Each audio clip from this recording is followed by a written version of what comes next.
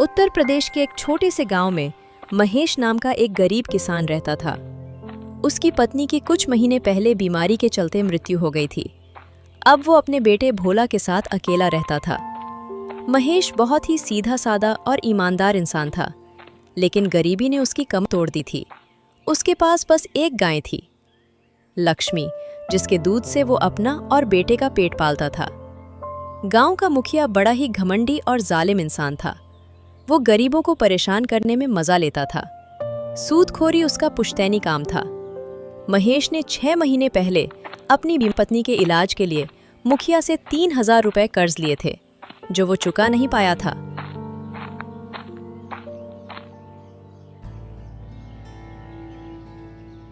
नहीं मुखिया जी, आप ऐसा मेरे साथ मत करो। मेरे पास बस एक ही सहारा है।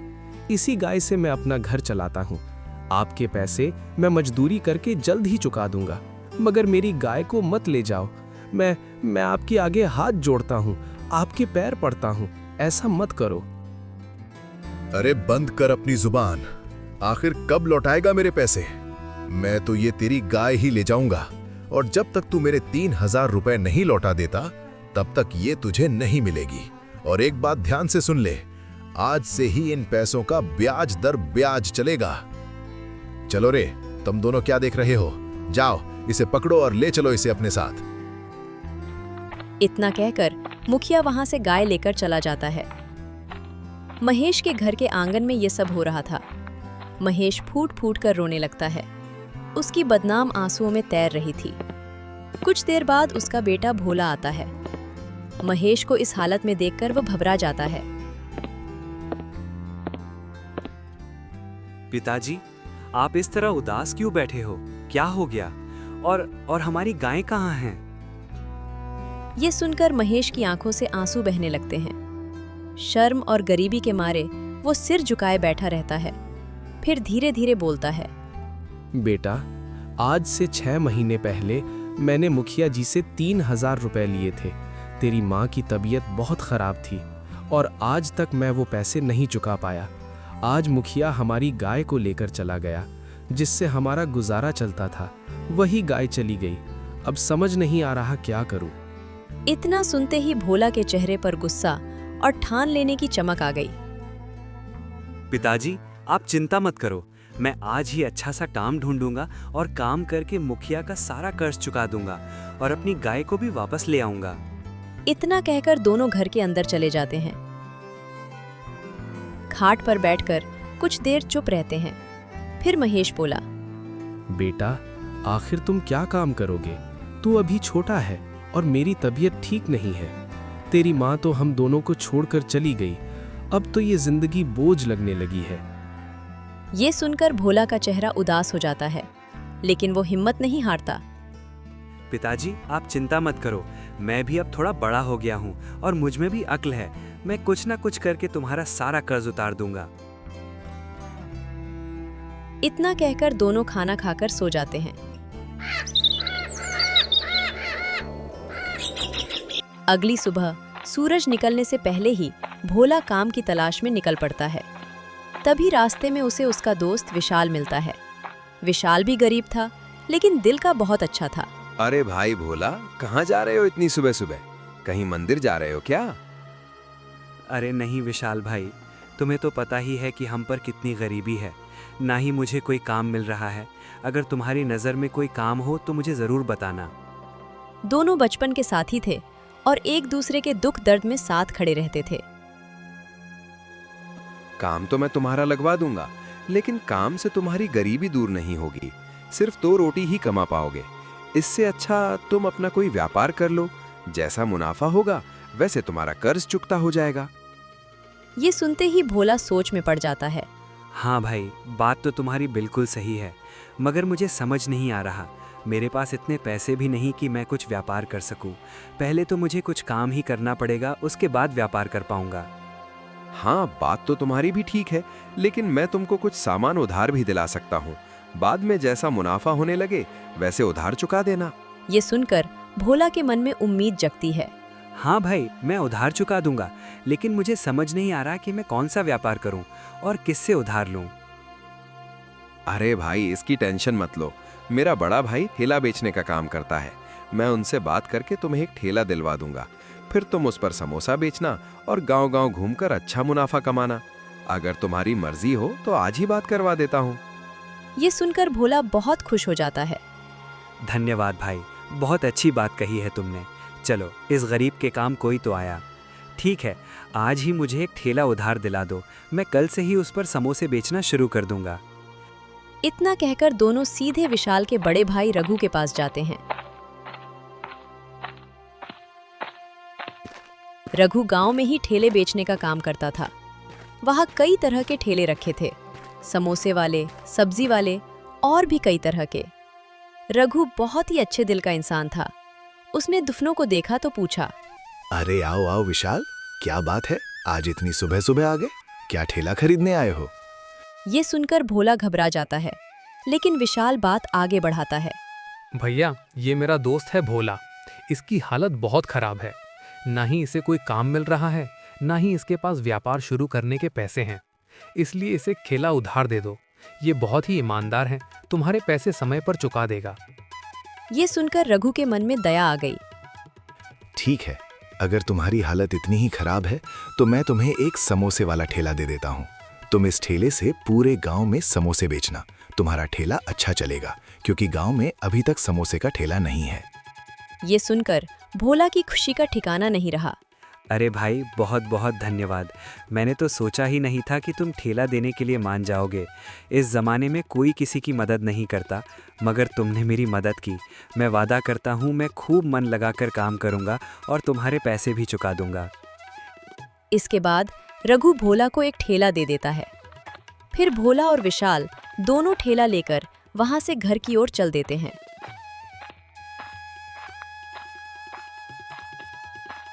चलते चलते विशाल भोला से कहता है, अच्छा भाई, तुम्हें तो अब ठेला मिल गया। इस पर तुम समोसे ही बेचना। मैं भगवान से प्रार्थना करूंगा कि तुम्हारे समोसे दूर दूर से लोग खाने के लिए आए। ठीक है, अब मैं चलता हूँ। कल ठेला जरूर लगाना। हाँ। भोला विशाल को धन्यवाद कहता है और विशाल वहां से चला जाता है। भोला अपने घर को चल पड़ता है।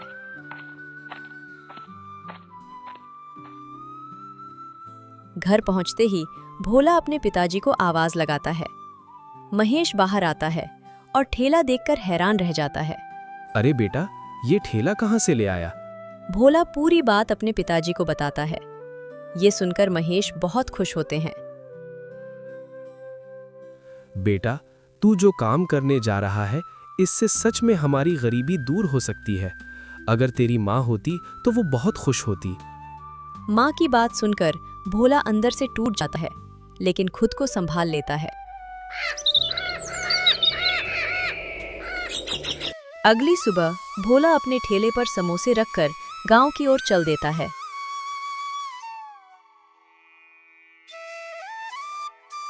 एक चौराहे पर ठेला लगाकर खड़ा हो जाता है।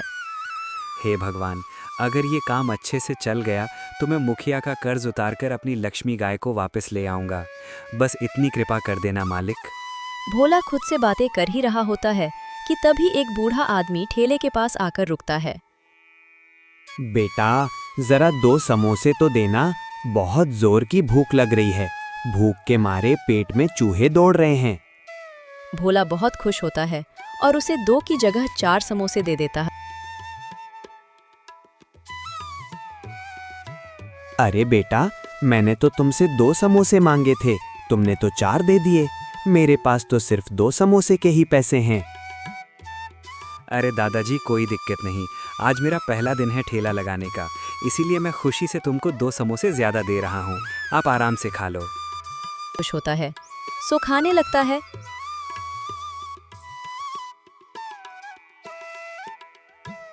वाह बेटा, तुम्हारा समोसा तो बहुत ही अच्छा है। मज़ा आ गया और सारी भूख भी मिट गई। कितने पैसे हुए तुम्हारे इन समोसों के? ज़्यादा नहीं दादाजी, सिर्फ 10 रुपए दे दीजिए। समोसे खाने के बाद वो बूढ़ा आदमी भोला को 10 रुपए देता है और वहां से चला जाता है। भोला 10 रुपए देखकर बहुत खुश होता है। धीरे धीरे भीड़ आती रहती है।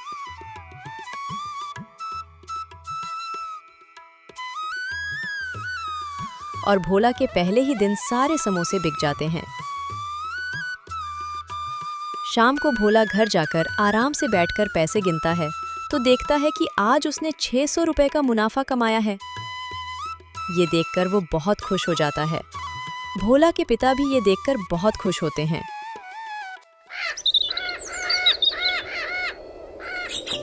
और फिर हर रोज भोला ठेला लगाता और खूब मुनाफा कमाता।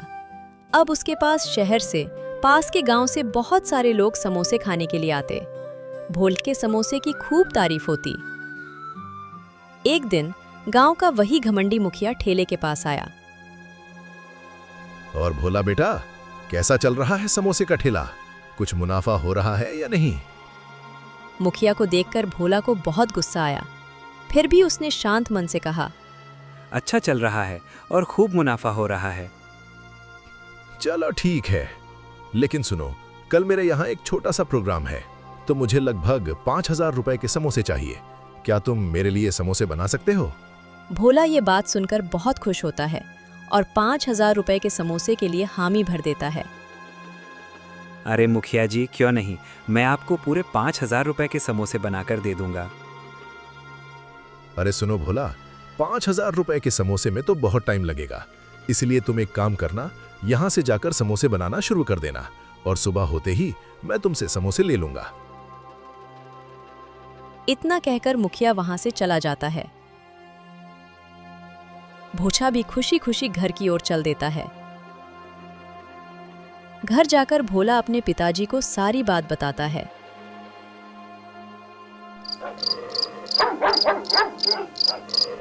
दोनों मिलकर रात भर मेहनत करके 5000 रुपए के समोसे बनाकर तैयार कर लेते हैं।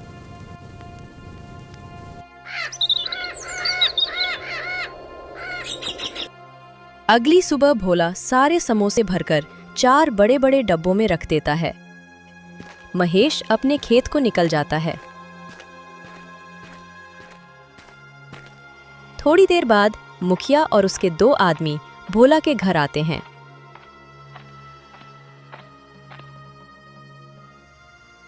अरे भोला, आज का प्रोग्राम कैंसिल हो गया है। अब 10 दिन बाद प्रोग्राम है, तो 10 दिन बाद समोसे बना देना।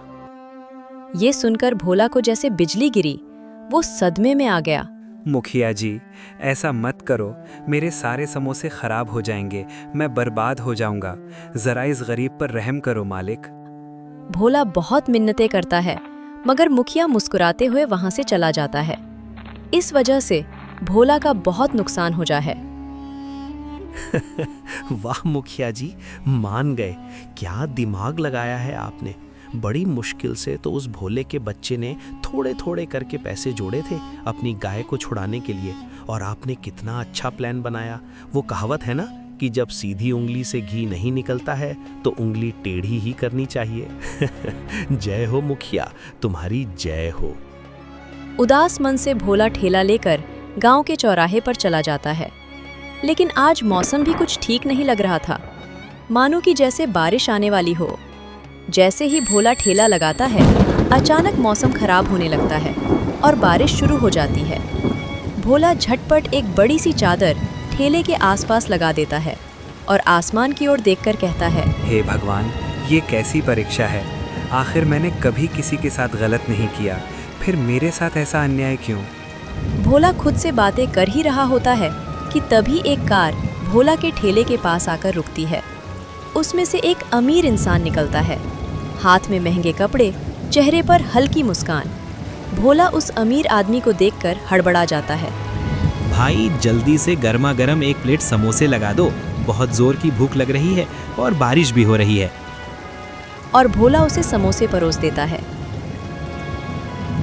जैसे ही वो अमीर आदमी एक समोसा तोड़कर खाता है, उसकी आंखें खुशी से चमक उठती हैं। वाह भाई, तुम्हारे समोसों का तो कोई जवाब ही नहीं, मज़ा आ गया। सुनो, तुम एक काम करो, ये मेरा एड्रेस कार्ड रख लो और हमारे मोहल्ले में भी अपने ठेले से आया करो। हाँ हाँ, क्यों नहीं, मैं ज़रूर आपके मोहल्ले में ठेला लेकर आऊँगा, आप चिंता मत करिएगा। उसके बाद वो आदमी भोला को 20 रुपए देता है और अपनी कार में बैठकर वहां से चला जाता है। मगर बारिश तो रुक ही नहीं रही थी। बारिश के कारण भोला के समोसे बहुत कम बिक रहे थे। वो बहुत उदास था। तभी उसकी नज़र नीचे रखे एक बैग पर पड़ती है। अरे, ये बैग तो उस अमीर आदमी का है शायद। अब इसका क्या करूं? इसमें ना जाने क्या होगा, और ये बारिश तो रुकने का नाम ही नहीं ले रही। चलो, बारिश रुकती है फिर कुछ सोचता हूँ। थोड़ी देर बाद बारिश पूरी तरह रुक जाती है और मौसम साफ हो जाता है। अब इस बैग का क्या करूं? ना जाने इसमें क्या होगा। भोला खुद से बातें कर ही रहा होता है कि तभी उसे याद आता है कि उस अमीर आदमी ने उसे अपने घर का एड्रेस दिया था। अरे हाँ, उस आदमी ने तो मुझे घर का एड्रेस दिया था, लेकिन मुझे पढ़ना आता नहीं। इसमें न जाने क्या लिखा होगा। चलो, कुछ भी हो, मैं उस आदमी का ये बैग ज़रूर लौटाने जाऊंगा। अब तो बारिश भी रुक गई है। पहले ये ठेला घर लेके चलता हूँ, उसके बाद इस बैग को उस आदमी के हवाले करने जाऊंगा।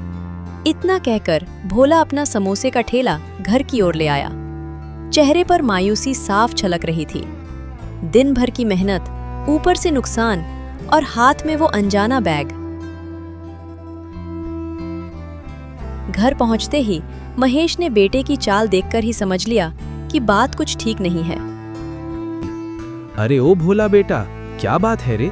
आज तेरे चेहरे की रौनक कहाँ चली गई? और ये हाथ में कौन सा बैग उठा लाया है तू? भोला ने भारी मन से ठेला एक तरफ रखा। गला सूख गया था। फिर धीरे धीरे उसने पूरी बात बता दी। पिताजी, आज तो किस्मत ही रूठ गई। मुखिया ने आखिरी वक्त पर समोसे लेने से मना कर दिया। सारा माल घर पर ही रह गया, और ये बैग वही अमीर आदमी अपने ठेले पर भूल गया था। मैं सोच रहा हूँ सुबह होते ही इसे उसके घर लौटा आऊं। महेश की आंखें भर आईं। गरीबी के बीच भी बेटे की ईमानदारी देखकर उसका सीना चौड़ा हो गया। वाह बेटा भोला, गरीब का पेट खाली हो सकता है, पर उसका ईमान कभी खाली नहीं होना चाहिए। जा बेटा, सुबह होते ही बैग उसके मालिक को लौटा देना। भगवान तेरी मेहनत जरूर रंग लाएगा।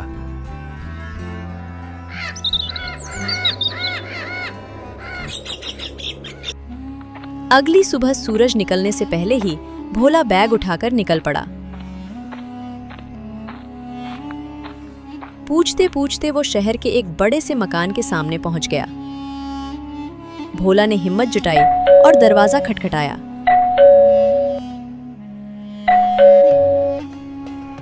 दरवाजा खुला और सामने वही अमीर आदमी खड़ा था। अरे तुम समोसे वाले भाई, यहाँ कैसे? साहब, कल आप जल्दबाजी में अपना बैग मेरे ठेले पर भूल गए थे। बस वही लौटाने आया हूँ। उसे अमीर आदमी ने बैग लेने के लिए हाथ आगे बढ़ाया, और जब उसे याद आया कि इसमें कंपनी के सारे कागजात हैं, और उसने भोला से कहा, बेटा, तुम जानते भी हो इसमें क्या है? इसमें मेरी जिंदगी भर की मेहनत है, मेरी खून पसीने की कमाई है।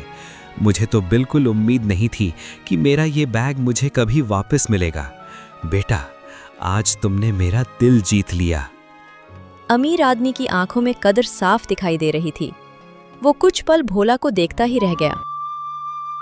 सुनो भोला, ध्यान से सुनो। आज से तुम्हें गलियों में भटक भटक कर समोसे बेचने की जरूरत नहीं है। कल से तुम मेरी दुकान के ठीक सामने अपना ठेला लगाओगे। मैं खुद तुम्हारी मदद करूंगा, और देखना, तुम्हारा नाम पूरे इलाके में चमकेगा। साहब, आज आपने इस गरीब की जिंदगी बदल दी। मैं जी जान लगाकर मेहनत करूंगा। आपका भरोसा कभी टूटने नहीं दूंगा।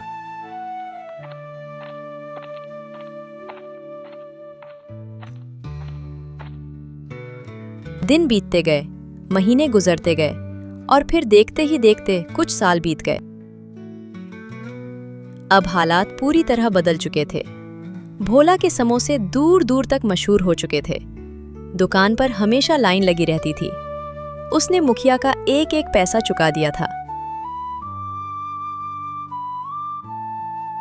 अपनी प्यारी लक्ष्मी गाय भी वापस ले आया था। गांव में बड़ा पक्का मकान बनवा लिया। अपने पिता महेश का शहर के बड़े डॉक्टर से इलाज करवाया। अब वही भोला, जिसे लोग कभी गरीब कहते थे, आज गांव का सबसे इज्जतदार और धनी आदमी बन चुका था। तो देखा दोस्तों, किस तरह भोला ने अपनी दिमाग और सब्र के कारण गरीबी को दूर कर दिया। और इस कहानी से यही सीख मिलती है, अगर मेहनत और लगन हो तो भगवान को भी एक दिन उसके सामने झुकना ही पड़ता है। धन्यवाद। अपना ख्याल रखें। फिर मिलते हैं।